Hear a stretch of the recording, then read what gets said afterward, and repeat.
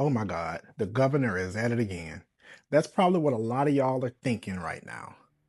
We're talking about Houston changing its policy on how police deals with ICE and how the state is threatening to pull over $100 million in funding because of it. All right.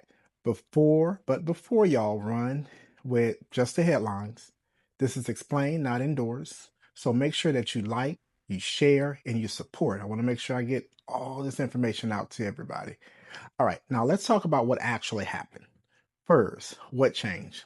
Houston removed the rule that required police to wait 30 minutes for ICE when someone was held on a civil immigration warrant.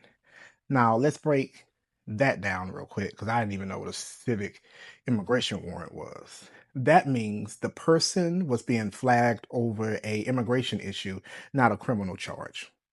So this was not about somebody being wanted for a crime. This was just about immigration status. And that distinction matters. Second, what did it change? Because reporting exposed what was happening, people found out Houston police was contacting ICE in these situations, and that raised concern. Then activists did what they were supposed to do. They showed up from March into April of this year, meeting after meeting around City Hall and the city council.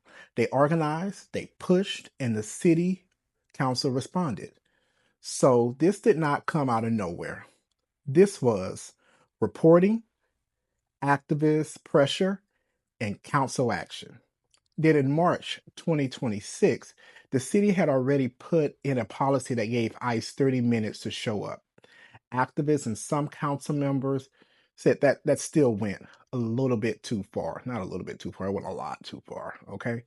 So on April the 8th, the city council voted 12-5 to remove that 30-minute wait rule and add reporting requirements on how HPD works with ICE.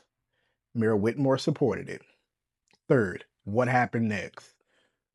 So Governor Abbott threatened funding.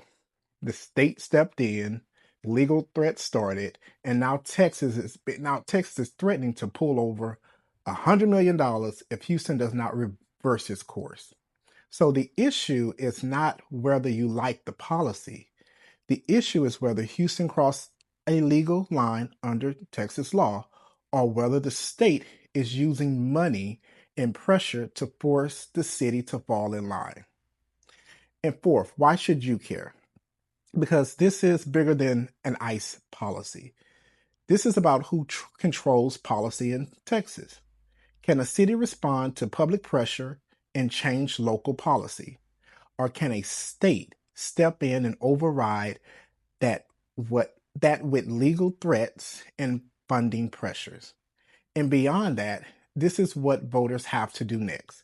Because here's the reality. Texas is going to be choosing its next governor. It's either going to be Greg Abbott or Gina Hescanosas. You got a choice.